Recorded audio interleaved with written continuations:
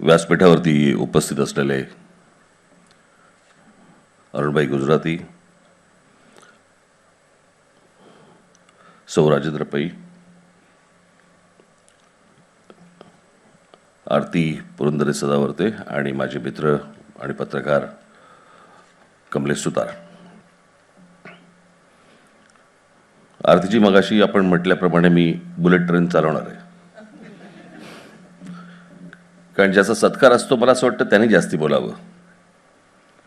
जो सत्कार करणार आहे त्यांनी का बोलावं? मला असं वाटतं कमलेश, तुम्ही बराच अजून बोलायला पाहिजे होतं. खरं तर मी हे सरकॅस्टिकली बोलत नाही आहे. याचं कारण तुमचे अनुभव, तुम्हाला इतके वर्ष ज्या गोष्टी तुम्ही ज्याच्यातनं गेलेला आहात ती गोष्ट नव्या पत्रकारांना समजली पाहिजे. टेलिव्हिजन माध्यमातनं लोकांपर्यंत गेली पाहिजे की पत्रकार हा काय भोगत असतो. आपल्याकडे सध्या भोगणे या गोष्टीला वेगवेगळ्या अर्थाने पाहिलं जातं, परंतु तुमच्यासारखे पत्रकार हे अनेक गोष्टी अंगावरती घेतात, अनेक केसेस अंगावरती घेतात.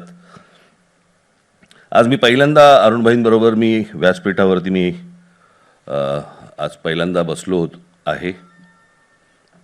मी जेव्हा राजकारणामध्ये नव्हतो तेव्हापासून मी अरुणभाईंना बघत आलो, त्यांच्याबद्दल वाचत आलो, पाहत आलो. या महाराष्ट्राच्या मातीशी एकरूप होणारे गुजराती आम्हाला हवेत.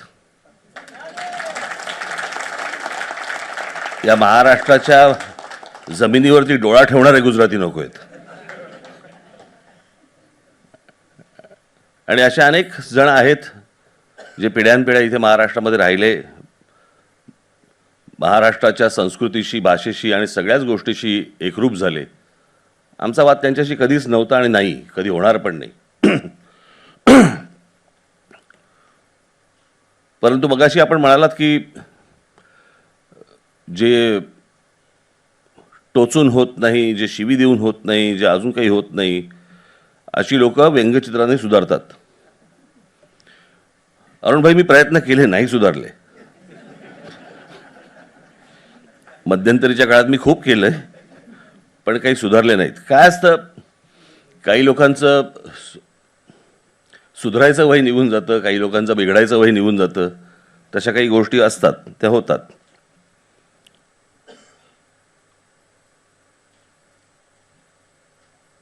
पण जे व्यंगचित्रातनं नाही होत ते आमच्या थोबाडातनं होतं आणि मग ते भाषणामधनं बाहेर येतं.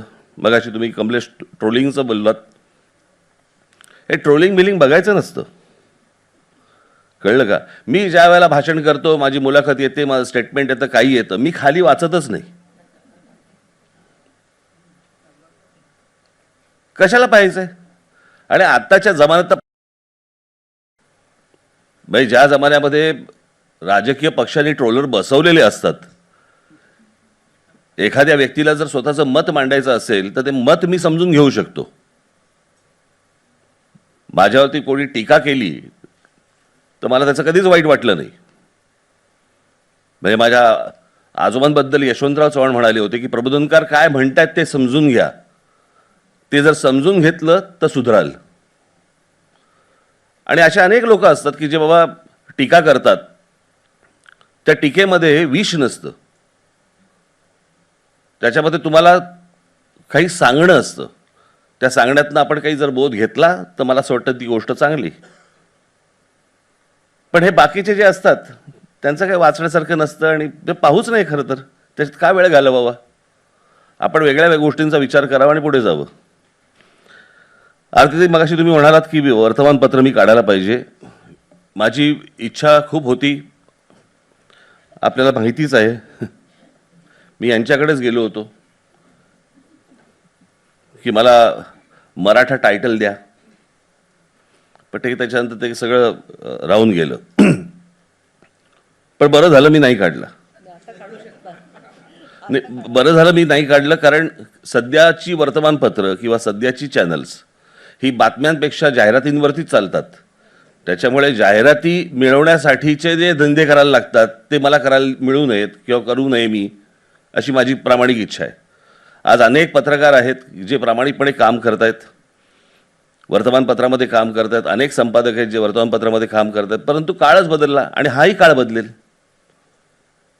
मला असं वाटतं की काही काही वेळेला असे काही काळ येतात की ज्या वेळेला सर्वच गोष्टींवरती सेन्सॉरशिप लागते, तेही काळ बदलत असतात, तेही जात असतात.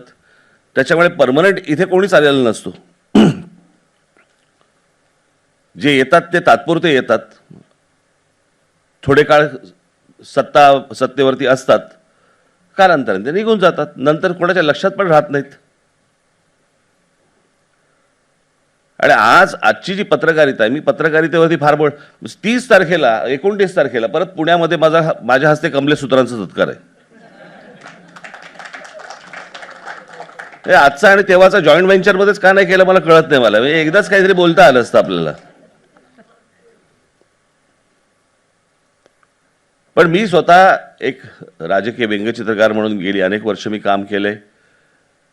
मी पहिलं काम केलं माझ्या मार्मिकमध्ये, त्याच्यानंतर मी काम केलं मार्मिक काम करत असताना मी 2 वर्ष मी लोकसत्तामध्ये मी फ्रीलान्सर म्हणून व्यंगचित्रकार म्हणून काम केलं.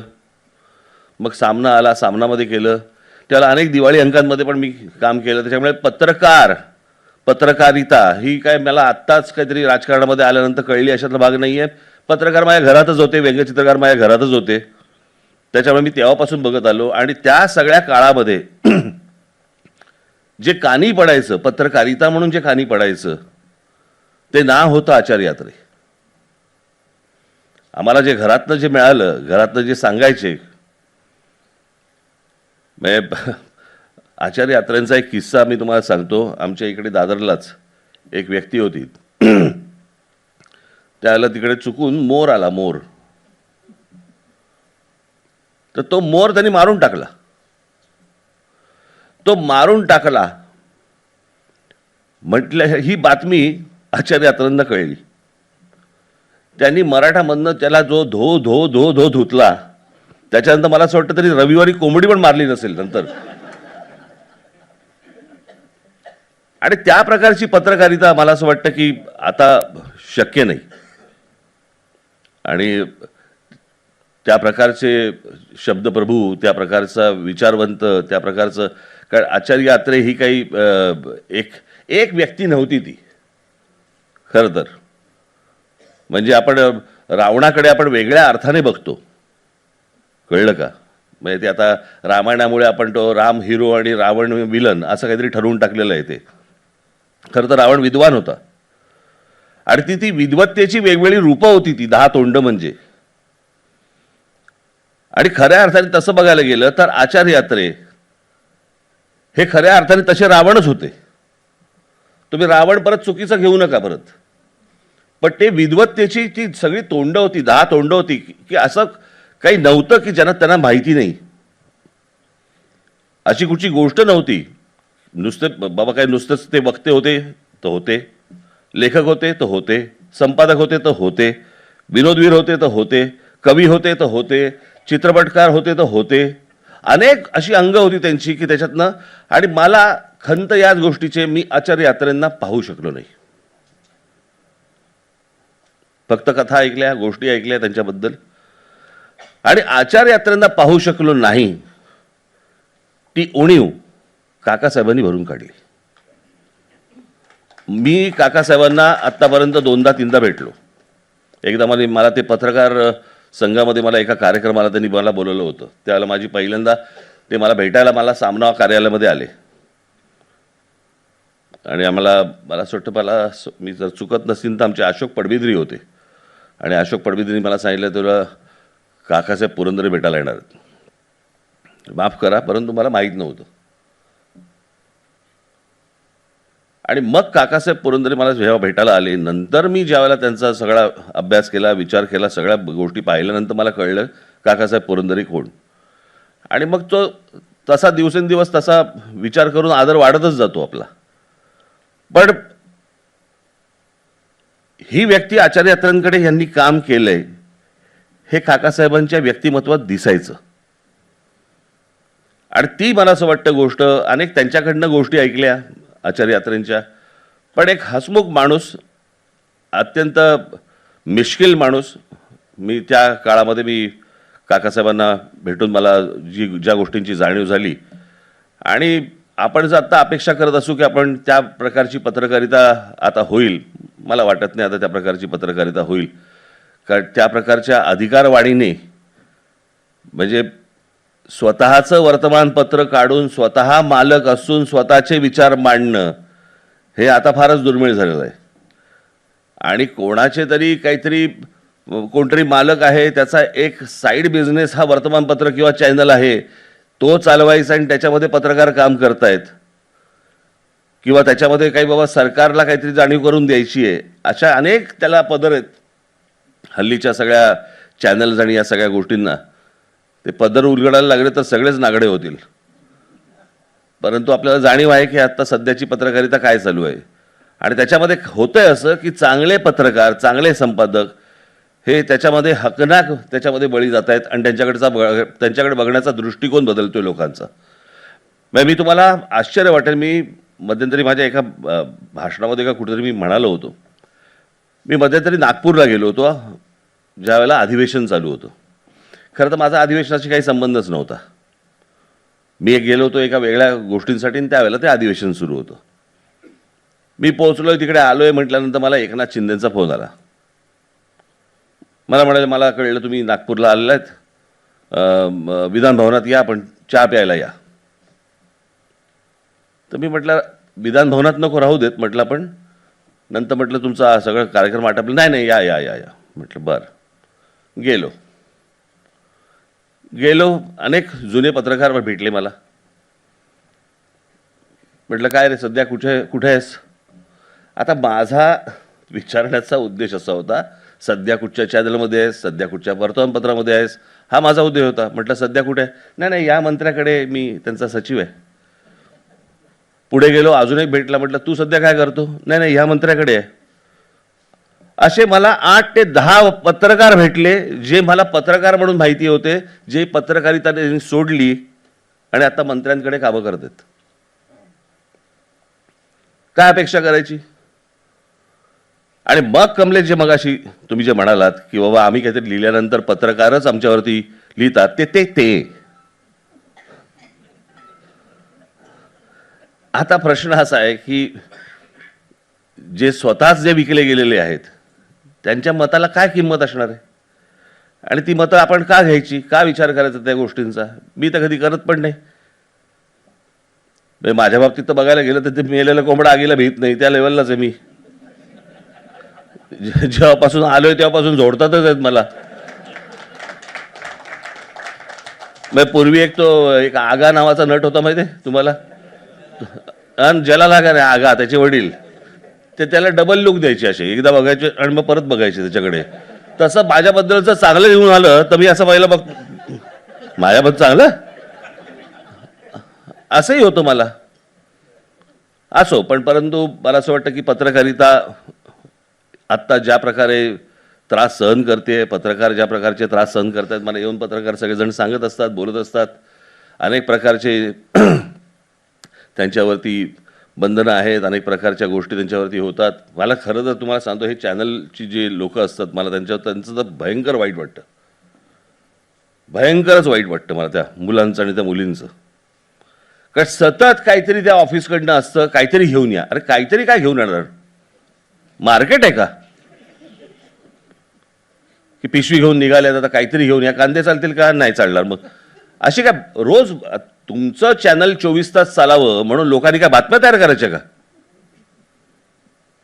मिळू शकत नाही. मग काय उरतं? झुंजवा कोंबड्या, ते असं बोलले. तुम्हाला काय वाटतं? असं हे असं बोलले बरं का तुम्हाला, मग तुम्हाला काय वाटतं? मग ते जे पुढे आई बहिणीवरती जे जातं प्रकरण, मग ते काय बघायलाच नको पुढे.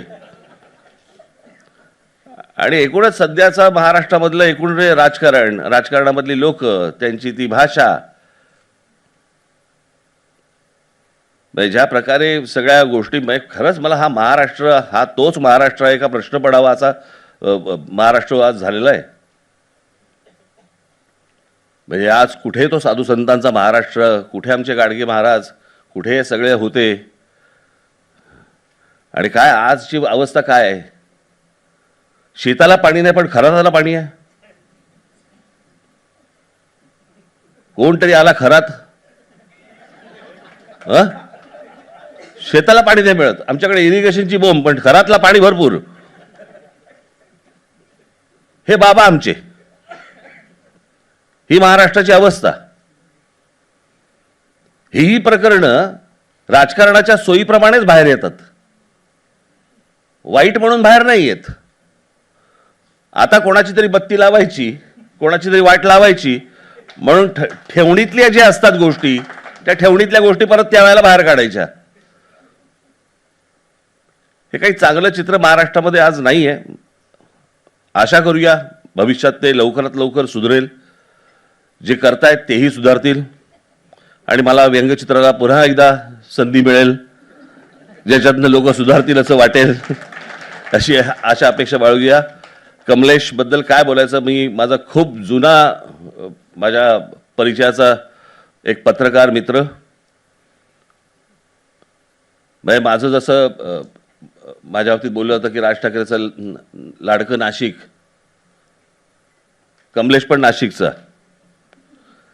त्याचा काही संबंध नाही बरं का, त्याचा काही संबंध नाही. परंतु कमलेशचा मी सगळा प्रवास खूप जवळून पाहिला आहे. त्याची पत्रकारिता करण्याची जी वेगळ्या अर्थाने घेऊ नका, परंतु तो चांगला शब्द, खरं तर चांगला आहे तो, परंतु पत्रकारिता करायची जी खुमखुमी असते ना, ती अंगात असावी लागते, ती मस्ती अंगात असावी लागते. नुसतंच मी पत्रकार झालो आणि आता मी फक्त बातम्या देतोय, नुसतं तेवढं चालत नाही. त्या प्रकारची ती शोधपत्रकारिता ही मला असं वाटतं की खूप गरजेची आहे. आचार्य यात्रांची पत्रकारिता वेगळी होती. ते ठोकायला माणसं शोधायचे, त्यांना पत्रकारिता नाही लागायची.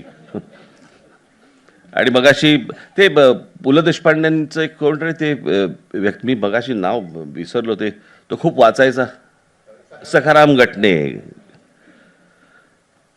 आजच्या मला या कार्यक्रमाला इथे बोलवलं आणि अत्यंत मी योग्य कसा आहे हे मगाशी सांगितलं गेलं. हे सगळं मला असं वाटतं ताई, आपण मगाशी बोलत असताना मला सतत तो सखाराम गटणे माझ्या डोळ्यासमोर फिरत होता की एकदा पु ल देशपांडे त्यांच्या कार्यक्रमाला गेले असताना तो म्हणाला होता की मी आपला अत्यंत खूप मोठा चाहता आहे आणि मी आपला आदर्श, मला साने गुरुजी आणि आपण असे दोघे माझे आदर्श आहात. त्याच्यावरती तो शिक्षक तिकडचा म्हणतो, अरे गण्या, लेकिन मागच्या वेळेला तू साने गुरुजी आणि ते असं बोलला होतास. तर त्याच्यामुळे आता इतके तुमचे कार्यक्रम झालेले आहेत, इतकी लोक तुमच्याकडे येऊन गेलेली आहेत. मला असं वाटतं प्रत्येकाच्या बाबतीत देखील योग्य माणूस आज सापडला, असंच झालं असणार. त्याच्यातच मी माझ्यामध्ये येत असेन आज कदाचित. परंतु आज मला या आचार्य यात्रे समितीने मला आज इथे कमलेशचा सत्कार करण्यासाठी बोलवलं, त्याबद्दल मी अत्यंत आभारी आहे. धन्यवाद.